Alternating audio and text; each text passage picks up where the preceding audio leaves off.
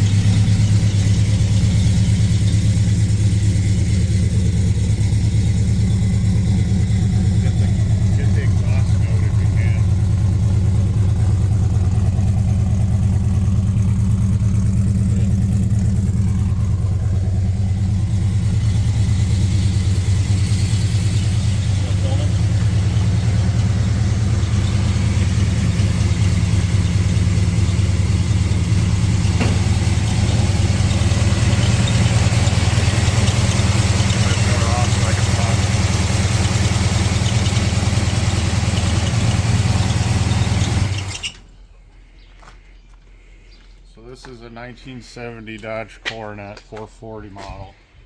It came out of the factory as a 318 car, bench seat, red exterior with tan interior. When I bought the car in '99, I bought it out in Denver, Colorado, and it had a 383 in it, 727, 8 3/4 rear end, so it was already converted over to a big block. And for whatever reason, the owner must not have known much about Super Bs, because he put Super B stickers on there, but they're facing the wrong way. They're supposed to be facing that way. So it's a dead giveaway that it's not a Super B. And it's kind of funny, you know, like I've had guys online, you know, kind of give me crap about it, but it needs to be quartered. So I'm not really worried about the sticker, because I'm going to replace the quarter skin anyways. It had some shoddy body work. And the 440 model came with these trim deal here on the side, whereas the Super B didn't have that. And the Coronet RT had like a fake scoop here on the side. It's a hard top, so both the front and the rear window roll down.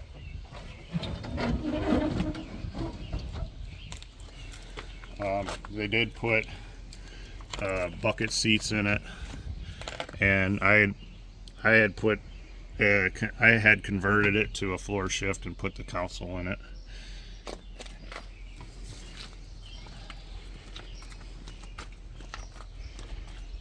So the 440 actually came from PAW, Performance Automotive Warehouse, out of California. They're no longer.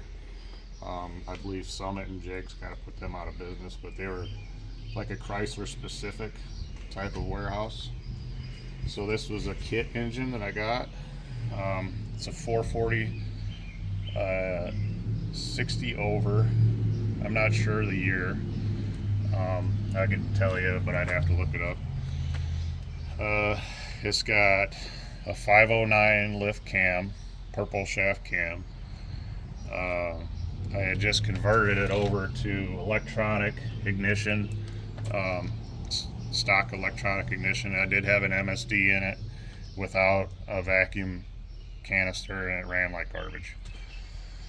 It has a 6AL2, which is like a two-step rev limiter. It's got the Hooker Super Comp headers. They're 1 7/8" headers. It's got Edelbrock Performer RPM dual plane intake. The carburetor is probably a little small for this application. It's a 800 CFM Edelbrock Thunder series, which they don't make anymore. I would have rather, if I knew they were going to come out with the ABS2, I would rather have waited and got that, because it's a better carburetor. But and it's got the low car kick down modification, and you know, the MSD or whatever. Put in a Jegs radiator. It's got a trans cooler. It does have the transmission's all rebuilt with TCI internals. The car did come with nitrous oxide. Never used it, but it still has, and I had taken it all off the car over the years. So, but it still has, the guy put the sticker on the trunk, part of it's still there, and there's a badge here on the door panel of it. The beautiful Mopar chime. Yeah, I put new door cards on it. So like I said, it needs a little bit of, you know, restoration. Needs a new windshield, stuff like that.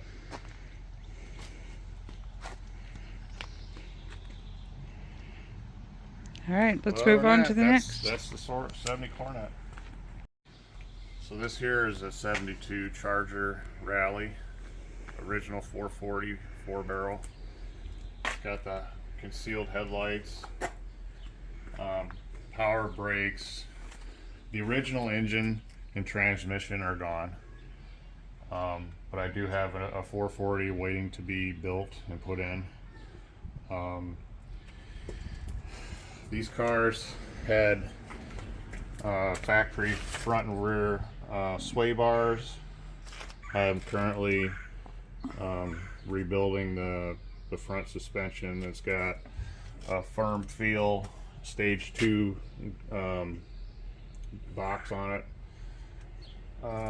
All pretty much just all replacement rubber. There's some polyurethane here and there, but I want kind of a stock feel ride. These wheels, I actually copied these wheels off of David Freiberger's 71 Roadrunner that he did off of Roadkill Garage and Roadkill. It's kind of hard to see because I got a whole workstation set up here with parts stacked up, but the 72 Rallye had these scallops in the door. That's a 1-year only option. The car did come with sport mirrors, chrome sport mirrors, and a half vinyl top that's been removed. It has air conditioning, or it's an air conditioned car. power windows.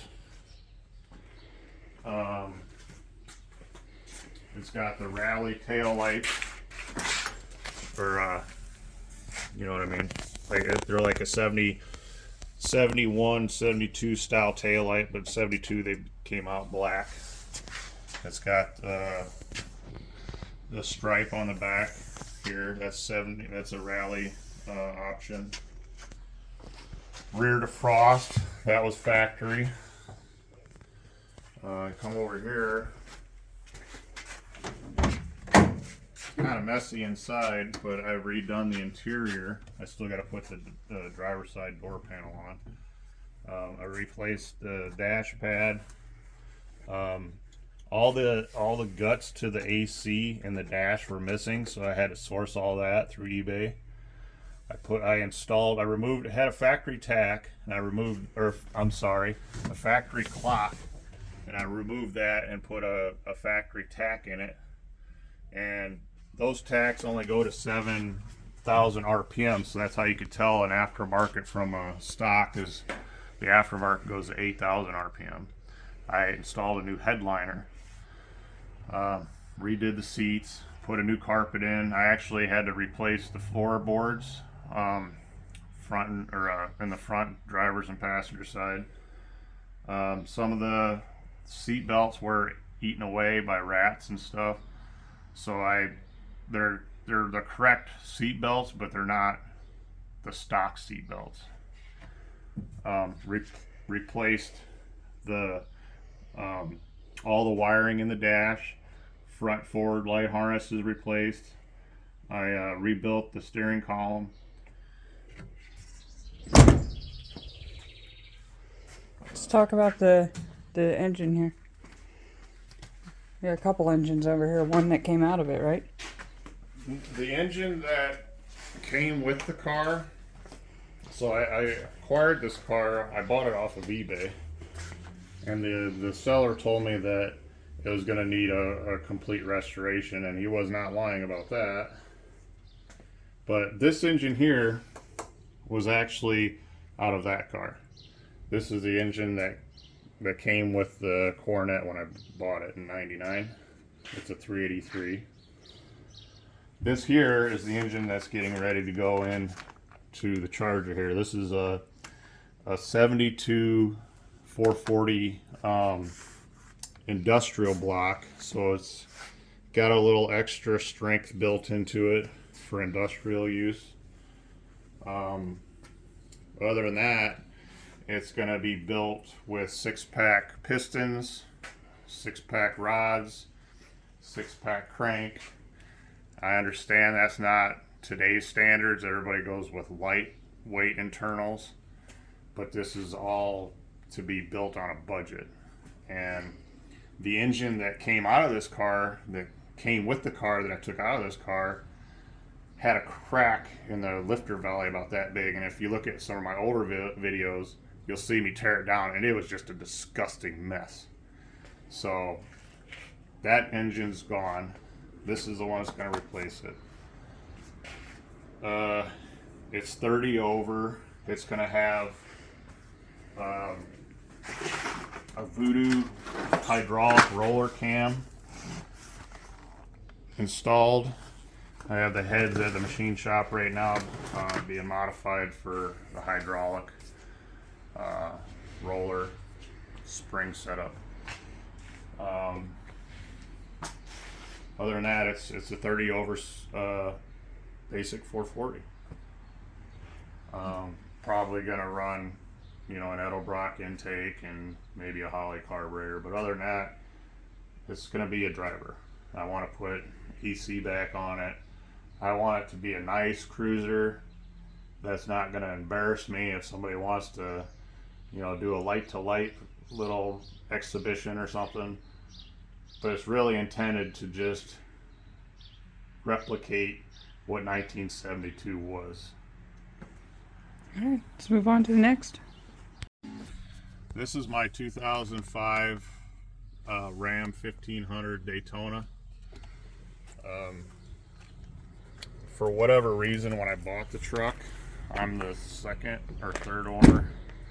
when I bought the truck had been in a fender bender in the back, and they had to replace the bedside. And when they did that, the owner said, I don't want the stripe, I don't want the wing back on it. So unfortunately, I don't have the original wing for it, and the stripe has been deleted. So if anybody listening has one, we're replacing the bed and we'll put the wing back on. True.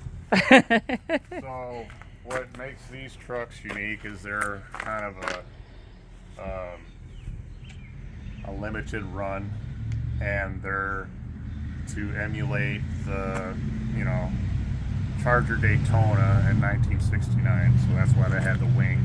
And if you come over here,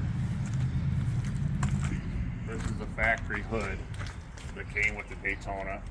The scoop, when I was going to work one day, the scoop had just blown off and I lost it. So this is an aftermarket scoop, and it needs to be painted to match. Also at the Daytona, it came with this unique front end treatment. So it's a painted grille, whereas the stock ones would have been chrome, and I kind of think they're ugly. And it also has this body kit on it, along with the running boards. This is all part of Which is the only way I'm able to get up in this truck, is those running boards. And the 20-inch wheels. This was all part of the Daytona package.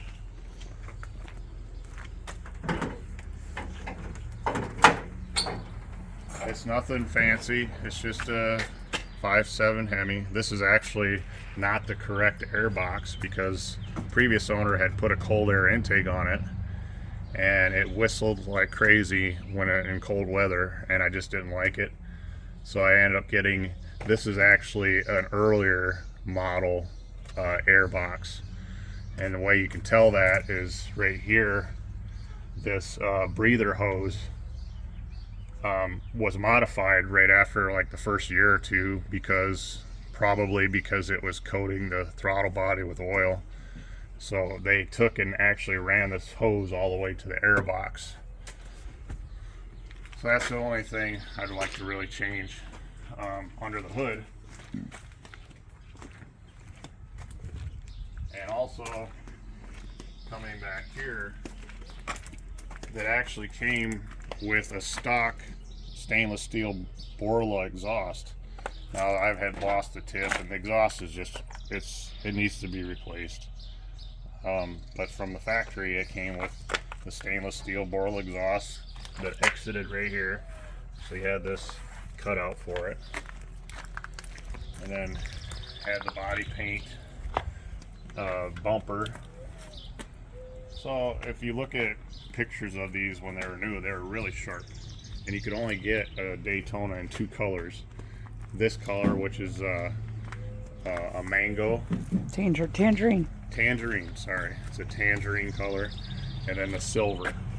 So this one would have been orange with the black stripe, and then the silver with the black stripe for the two models, or two options for the Daytona.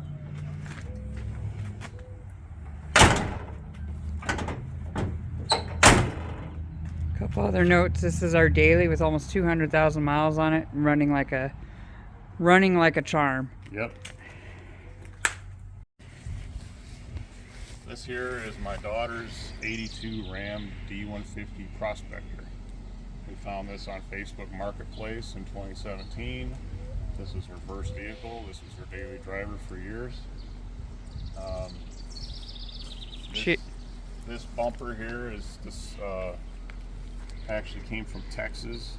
The original bumper got damaged sitting out on the street. Somebody had hooked it with something and bent this way out. So I ended up finding this, and it was in Texas, and we had it shipped up here. This is actually a different grill, because the original one was beat up pretty bad, but it's the correct one for the year. It's got the Ram emblem. That's my daughter's favorite part of the truck. It's 318 standard bore. It's got the 360 heads. this is all factory. Has 360 heads, 4-barrel intake, and 4-barrel carb. What I've done to it is I've put in a RV cam, and I have replaced the stock cast iron intake with an Edelbrock, just a performer RPM, or just a performer intake, and an Edelbrock carb. That's it. It's got the turbine wheels. It's missing the center caps. It needs a little body work, a little love.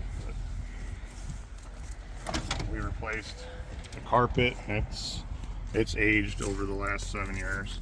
The seat, we reupholstered the seat. It was a vinyl cloth, and we just went with complete cloth for it. And stock dash, nothing special in here. We put the little foot pedal, gas pedal, and high beam pedal in there for my daughter. She liked that.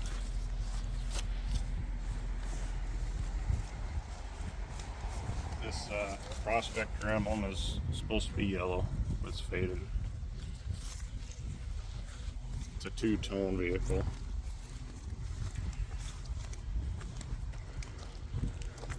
And what's unique for this truck, well, for my daughter, is that we took it out on power tour. Right after we bought it, we replaced the interior and decided that, you know, I'm going to introduce my daughter into this car culture. So we took it out on power tour and did the whole thing. We did the long haul in 2017, and she fell in love. We got kind of these stickers that we got when we went out on a power tour. We're part of the long haul gang. This one's pretty faded. And over here, the power tour sticker for 2017.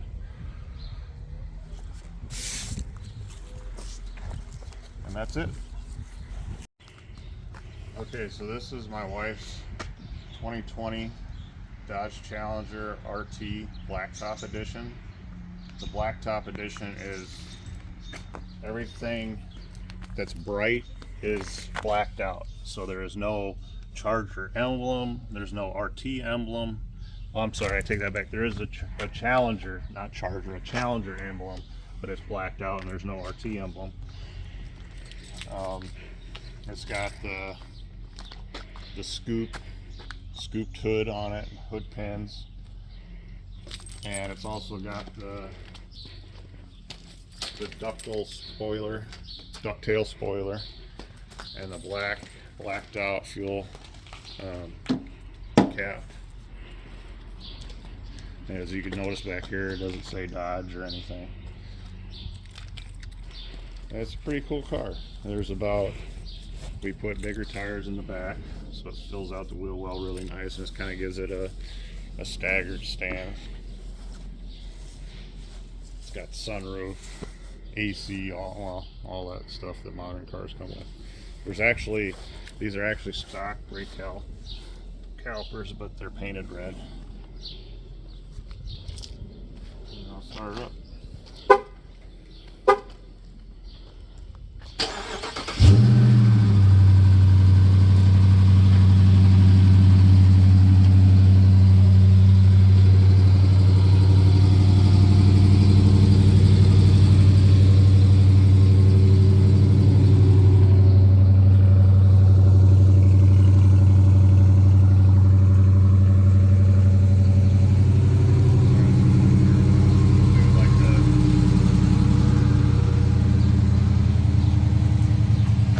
That's us in a nutshell. And that's what we're about. We're a Mopar fanatical family. My wife, I'm trying to convert her. She's a Ford Mustang. I love Mustangs, guys. Don't hate me. I like Mustangs too. We're going to have one on this channel eventually, I promise. I love Mustangs too, but I am a Mopar fan through and through. So that's our channel, Rock and Mopar. Hope you enjoy our content. We'll keep